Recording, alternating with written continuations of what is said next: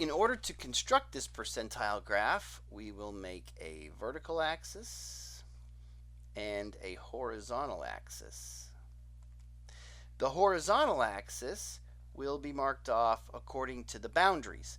So we have 1, 2, 3, 4, 5, 6, 7 boundaries to put on this thing, and we want to space them out equally, or this percentile graph will have very little use. Now the vertical axis is where we're going to put our percentile values, or our cumulative percents. So I'll just go by tens up to 100, and again, these need to be spaced equally or it won't be of much use to us at all. Now what we're going to do then is put dots that correlate the position of the data in terms of its percent and then the associated boundary. Well, at 19.5, none of our data values would have accumulated. This grouped frequency distribution implies that our data values are between 19.5 and 49.5. It also implies that the data values are whole numbers because boundaries are listed with one more decimal place than the raw data values. So at 19.5, we would have no data values accumulated. At 24.5, we would have 13% of the data values accumulated. So this dot then at 24.5, 13 implies then that we have a percentile ranking of 13 for this spot 24.5. At 29.5, we have 33% of our data accumulated. At 34.5, we would have 58% of our data accumulated. At 39.5, we would have 75% of our data accumulated. At 49.5, we would have 90% of our data accumulated.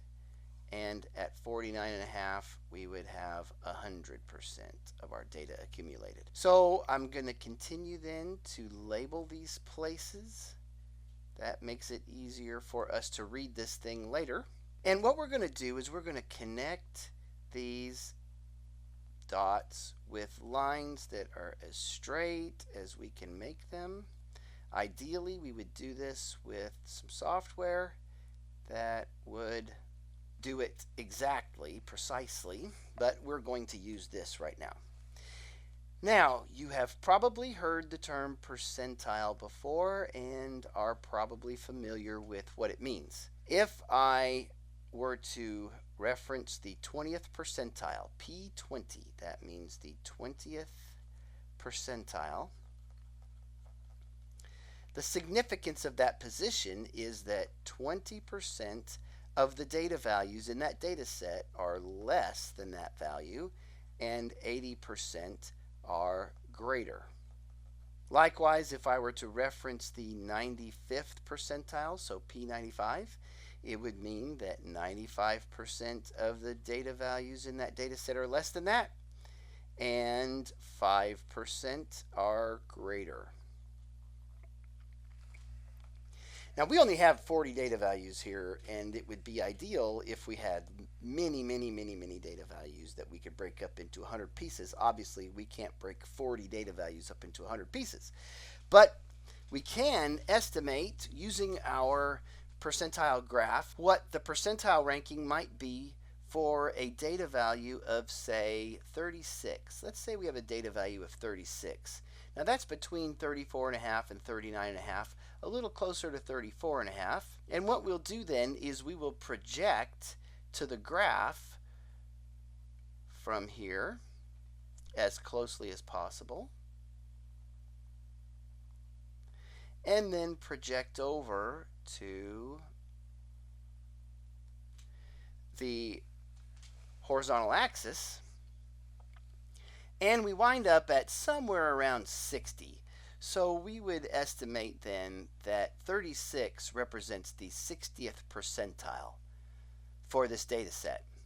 Likewise, if I wanted to find just what the 95th percentile was, I could take the 95th percentile mark here and project over to the graph, and then project down as closely as possible with as straight a line as possible, which is not happening at this point,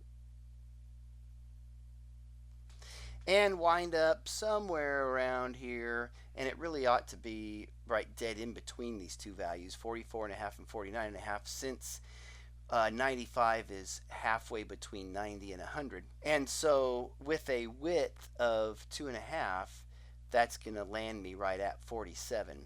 So an x value of 47 would represent the 95th percentile.